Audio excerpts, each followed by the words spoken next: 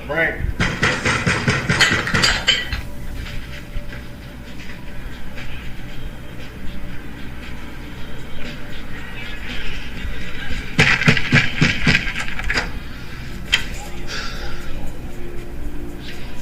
Well, come on in if you're coming in. Shit. Anybody else outside watching the house? Huh? Anybody like who? From the city, nigga. Who else? Nah, I just saw the notice on the door about the unpaid property tax. Hell. 5 years, 5 years I should get. But they on some bullshit. What's up, YouTube? It's Rochelle Tannen. It's 6:58 p.m. April 22nd, 2023 on the East Coast. Happy weekend, everyone. I'm jumping on to give my review of Season 6, Snowfall, Episode 10, Series Finale, The Struggle. Let me start by saying, before I give my opinion of the last episode, I am an avid John Singleton fan, and I've loved Snowfall since the first episode. I purchased all 6 seasons on my streaming service, and I had a ritual with Snowfall since 2017. Every time an episode would premiere, I'd watch it twice, because John Singleton and his team are masterful at hidden gems and Easter eggs and multi-layered meanings, and their characters are complex, and the character development is complex. And I will go back and watch, because if you can find something new, and that every time you watch something, that's a testament to good quality production, writing, direction, etc. And I certainly watch every episode twice, but The Struggle I watched at least 4 times, because the acting was so great on this episode, much like the entire series. But this episode, Damson Idris, I'm convinced, was born to play Franklin Saint, because the rise of Franklin Saint was incredible, but the fall of Franklin Saint was spectacular. And Damson did his thing, but not to take away from the rest of the cast. Isaiah John, Aman Joseph, Angela Lewis, Michael Hyatt, Devin Taylor, Rain Edwards, Gail Bean, Carter Hudson, Sergio Perez Manchetta. Thank you as a fan for putting your heart, soul, talent, chops into this project, and I hope to see all of you in upcoming work. But Damson really, that last scene, man, I put a clip of the last scene. He really showed he's a talented actor. But I didn't know how they were going to end Snowfall. I didn't jump to any conclusions, because I didn't know if they were going to write it so Franklin got this money back if he got killed, went to prison. But him becoming what he became is beautifully poetic. Now, I'm a child of the 80s. I was born in 1980. So these characters and things resonate with me because, hey, Franklin, Mel, Wanda, all these characters would be my parents' age. This is depicting what my parents were facing as young people in the crack epidemic, young adults. I don't know, again, if this project's life imitating art or art imitating life, because a lot of the scenes I can relate to in everyday life, and a lot of the situations on this program, it accounts for a lot of what you see in today's world. I'm glad Franklin ended up a bum, because he did so many people wrong. I've been in the comment sections and watching different reaction videos, and everyone, not everyone, but a lot of people were saying Franklin was a victim and all this other stuff. Franklin is like real life Franklin Saints. They weren't victims. Franklin could have went to school. Franklin could have started a business. He didn't want to take the long way. He wanted big money, short amount of time, and didn't care who he had to step on to get it. Franklin was a liar. Franklin's been a liar since season 1. If you started watching Snowfall in season 3 or 4, you should go back and watch season 1, because it reveals a lot by season 6. Sissy has said to him in the first season, Franklin, you scare me because you can lie to me and not even bat a damn eye. Franklin lied to her in the beginning. He lied to her in season 6. Franklin told Sissy and Gustavo he was going to kill Teddy. Not cut side deals, not do any of that other stuff he was doing. He was going to kill Teddy to rid them of Teddy. He didn't keep his word. Franklin, let me say this. Kevin, the third friend that's in the beginning shot with Leon and Franklin, had said profound things about Franklin in season 2. Franklin was a traitor to his people. All through Snowfall over the years online on YouTube, I've been posting Franklin's evil, Franklin's devil, Franklin's Satan, and it's the truth. And he was a traitor up until the end. Franklin sold out the black people of South Central Los Angeles to keep the property downtown when he could have sold it to Paul Davis, and him and Veronique could have started anew and kept the South Central properties. No, he sold out the black people to his mother's old boss, Arnold Tuffowitz. And if you go back in the first season, Franklin witnessed firsthand what Arnold Tuffowitz did to the black residents. He wouldn't fix anything, evicting people for late rent. And not only was he mistreating the residents, he mistreated and abused and lied to Franklin's mom. And he sold those black people out in the struggle. Kevin also said of Franklin, not only is Franklin a traitor, but without Leon and Kevin, there was no business. And he's right. Franklin's success came with the help of many of the characters on the show. Without Leon and Kevin, he wouldn't have been able to set up a market of clientele to push his poison. Same thing with Aunt Louie, and I'll get to her later on and how she ended up. Like Aunt Louie or not, Franklin, when he got his first package of cocaine, didn't have anywhere to sell it. He was green. Aunt Louie had the connections to move that first package of cocaine, not Franklin. Rob, white boy Rob, he did him wrong. Without Rob, Franklin wouldn't have had to connect to start selling cocaine. Franklin didn't have no connects like that in the suburbs to buy drugs. That was Rob. He fucked him over. Franklin, as he progressed, I noticed I had posted on YouTube how evil he was. He was Satan. He was a snake. He was devilish. I posted all these things. In season 6, Franklin actually started to look evil. At Jerome's funeral, when he's in the all-black suit, black shades, and Louis says to him, "You the devil, you know that?" And he says, "I know." So well acted, Damson.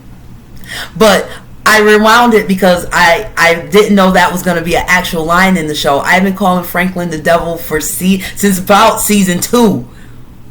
But he is evil. What makes Franklin more evil than Teddy even? Don't get me wrong, Teddy was evil. But Franklin had no remorse. He was destroying the neighborhood and did it with a clear conscience. In season 3, when Andre asked him, "Well, how are you sleeping?" and he said, "Like a baby." I find it interesting by season 6 he won't sleep like no fucking baby. Because those demons and the guilt and the shame that he should have been feeling was all coming out in his subconscious. And like Andre said to him, "You think you're smarter than everybody else. You're not." And we found out in the struggle, he's not smarter than everyone else. I like the storyline with Leon and Leon getting to atone and start anew. Because Franklin even fucked Leon a couple different times. In the beginning, when they first started getting on and Leon had to fight the crackhead to get him off of Kevin, and he messed up his Converse All-Stars, and Franklin didn't want to pay for them, and Leon said to him, "Well, your mother dressed you up all your life and I got to pay for my own shit." He didn't want to buy him new shoes, and they were all taking a chance on this new drug they knew nothing about. Now fast forward to the end, he's borrowing money from Leon. Leon so dope, but what resonated to me, and there were a lot of Leons in the 80s, Leon had remorse. Franklin never did. Franklin, even in the state he's in the scene, the clip that I put to this video, he's still mocking other people He's still thinking he's better than everyone else. Like Wanda said, Mr. Franklin Saint, high and fucking mighty. You can get the fuck out my house. Shout out to Gel Bean. I found it interesting at the beginning of the struggle. I thought it was a good little Easter egg that Franklin got his first drink for free. Because when Franklin was passing out crack, talking about the first taste is free, knowing it was going to get everyone strung out, I find it beautifully poetic that his first drink was on the bartender. Because Franklin didn't drink the entire show. He was above it. And I have to say, again, that John Singleton wrote in between the lines, so you got to be able to read between the lines. Franklin didn't turn into an alcoholic. He was supposed to be a fucking crackhead. You could tell by the house, Sissy's house, looking like a crack den, his appearance and whatnot. Keep in mind, this was only supposed to be 3 short years. And alcoholism, yeah, it can be bad. But even Alton didn't look like Franklin did. Alton's teeth weren't all fucked up and his bloodshot eye. That was supposed to be implying he was a crackhead. When he made the face in the ending scene mocking Wanda, that was supposed to let you guys know that nigga became a crackhead. Now, as a kid of the 80s, and seeing Franklin having this downfall, it sets my heart well, because in real life there were lots of Franklins, lots of Louis, and lots of sissies. And if you were a kid at the time or teenager, you know what I'm talking about. Speaking of teenagers, I've seen comments about the last scene where the 3 young teens are hanging in front of Franklin's house and they're mocking him and saying, is that living? And people are commenting, oh, well, they didn't know who he was, this and that, the third thing. Keep in mind, go back in the seasons, Franklin wanted to use minors to sell dope.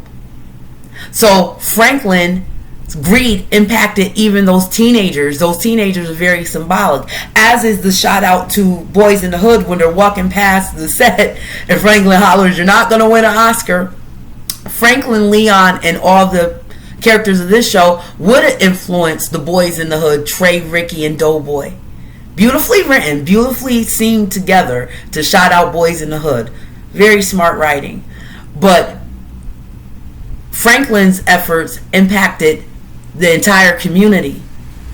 The opening shot on the pilot, when the same street Leon and Franklin are walking down at the end, Kevin, Leon, and Franklin are walking down in the beginning. The street was so vibrant and colorful, and the shot shows old people outside and the kids running and playing. And then by 1990, keep in mind this show is supposed to only cover from 1983 to 1990.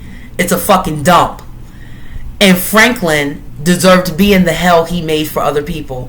I've met real life Franklin Saints, a lot of guys from that time that were dope dealers, and a lot of them wanted to be like Franklin, move away from the neighborhood you destroy, and a lot of them stuck right in the hood, living in the misery they helped create.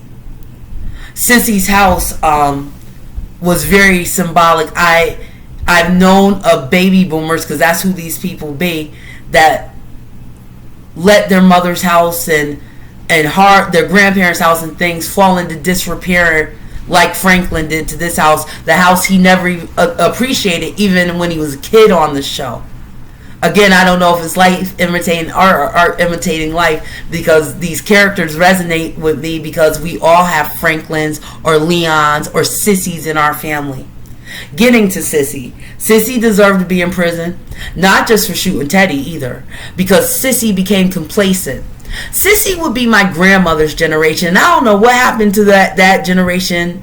I wasn't an adult at that time, but somewhere along the lines, black women like Sissy got real easy on their sons, and they got complacent with their crap. And when everyone's telling you this guy isn't good news, you're condoning the behavior. She resisted a little, but then she enjoyed that money and things. As Teddy told her, you were laundering that money, and I wasn't the one rocking it up. He had a point. Sissy deserved to be in prison because she knew what her son was doing was wrong and was still trying to protect him. She was too little too late on the end, because he was already far gone. Louie deserved to be where she was. If you go back in past seasons, Jerome had said nothing's ever good enough for her. Well, you had a lot of that in the 80s in real life. A lot of black women became selfish and materialistic and wanted this power, this false sense of power, like Louis. It was never enough. And Louis, like Claudia said, bit the hand that fed her. There was a lot of, Louis represents a lot of the women that are now in their 60s and them greedy 80s. Because you got to understand, unless you were living, you wouldn't understand this. The drug, the crack cocaine as a drug was that it disseminated the black community, but the money and the power was just as addictive as the actual drug. I love the way in the struggle Franklin's appearance starts to it goes down little by little by little until we're at the end, and he's trying to get money like a crackhead. You have actual drug dealers that behave like that over the addiction to money. Very sad state of affairs, because the times that Snowfall's talking about impacts us to this very day. Because if you think about it, the crack era isn't really over, because the crack addicts of that time and drug dealers of that time are still only in their 60s. Crack is only 40 something years old. We don't know what these people are going to be in another 10, 15 years. And this all stems from the stories and of the times John Singleton did so well at depicting in this program. Louis deserves to be broken poor. Sissy deserves to be in prison. And for all of you feeling sorry for Franklin Saint, I highly suggest you go back and watch Snowfall. And don't just watch it for the violence and the money and the glitz and glamour. Look for the deeper meaning.